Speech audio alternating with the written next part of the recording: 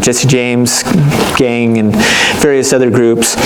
And they continued to be just these terrifying characters across the West. And the whole concept of outlaws is an interesting one, an important one to the West, right? It's part of our vision. This is the burning of Lawrence, Kansas. That I'm going to talk about next time.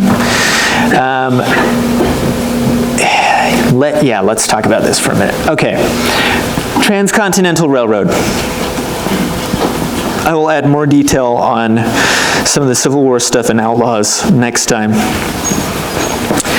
Okay, so as I said, we wanted to get to California. There's gold, right? That's a good incentive. And we have a growing city out there with San Francisco and the capital, Sacramento. And so it is decided after the Civil War that one of our big projects, I'll tell you about another one later, which I enjoy even more, but one of our big projects is to build a railroad that goes and connects us to California, right? So that we can finally tie the West together with the rest of the nation. And so we wind up with two different companies that are basically contracted with to build this railroad. There is the Union Pacific and the Central Pacific. And I don't want to get these wrong because they both have Pacific in their name. I think the western one is the Union Pacific? Is it? Yes. Okay, let's do it from there. So they were led by this guy, Leland Stanford, okay? And he was a businessman. One of the interesting things about this whole system that they had was that the government was so desperate to get this track built that they created all of these crazy incentives.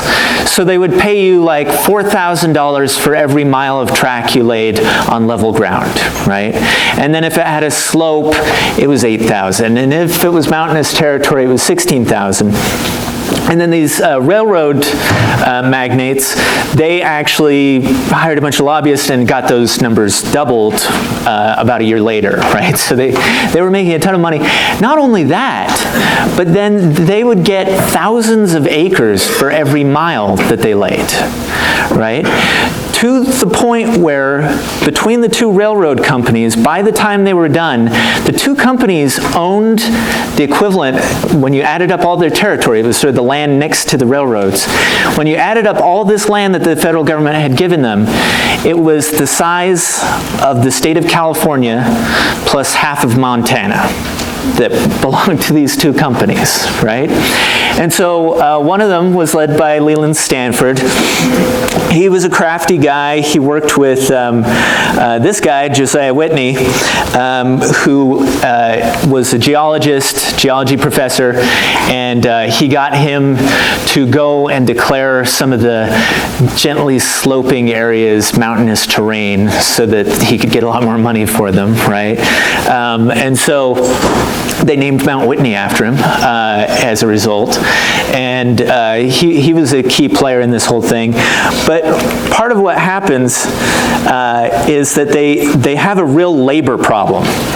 And the labor problem is such that you would go, and in San Francisco, you'd hire a bunch of guys, and you'd get them on a train and you'd head them off to the railhead where you were working, where you were laying track.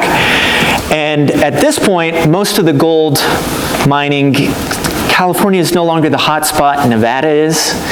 And so these guys would just kind of get hired on, mostly so they could get a free ride to closer to Nevada, and then they would hop off and just go to chase after gold and silver in Nevada. And so they had all these people they would hire, and then they wouldn't actually work. And so they had a huge labor shortage, and of course you're racing the other company, right, on the other side. You've got somebody coming west, and we want to keep up with them. Plus, the problem on this side is that we have to get through the Sierra Nevadas, really high mountain range. And so what they discovered was somebody said, well, what about all of these Chinese immigrants that we have who had been working on the gold mines? And at first they were very resistant, but their labor problem was so significant that finally they began hiring them and found them to be extremely good workers. And without them, it's doubtful they ever would have made it. This is a good example of what they did. This is about the best picture that exists of it. A lot of places they would need to blast through the mountain. And so what they would do is they would get up on top of a cliff, these guys would hold on, and then they would lower these baskets down, and you would pick the smallest guys to get inside of them. And then they would drill a hole in the side of the mountain. They would fill it with black powder, dynamite, and gunpowder, and then they would light a fuse, and then these guys would try and pull them up before it went off. Right? I mean, like, terrifying. And a lot of them didn't make it, right? Like, they would blow up and die. It was a huge problem. But they were such hard workers that they just kept hiring them. And moreover, they figured out that they were willing to work through the winter. And so this was very important because they were in this huge race.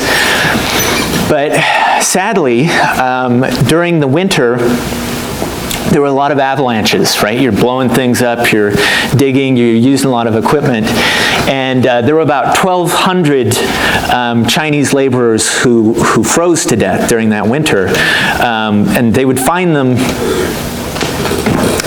in the spring with their tools still in their hands, right? They were such dedicated workers, which will make what comes a little later a little more tragic, but they were really key to the development of the railroad.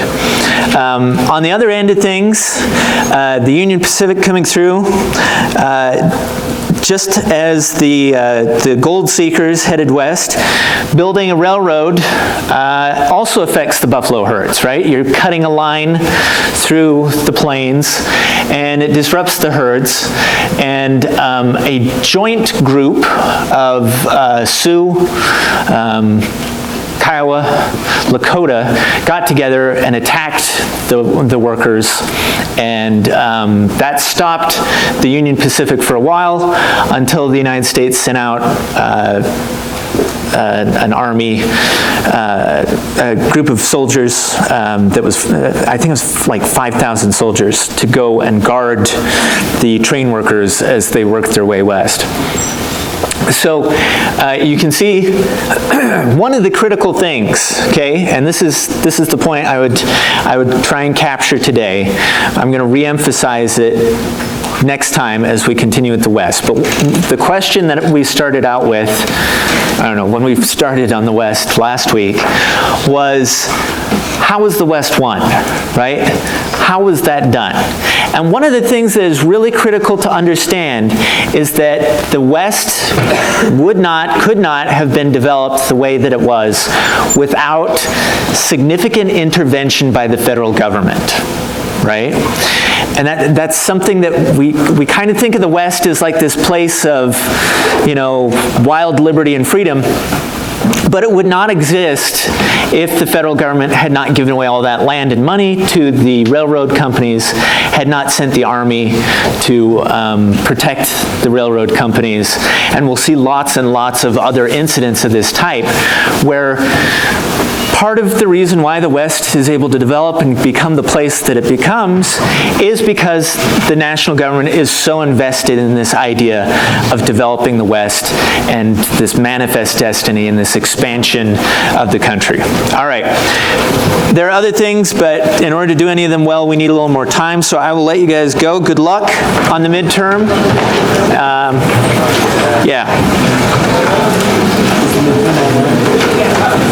Midterm is on Canvas. It'll go live in 49 minutes.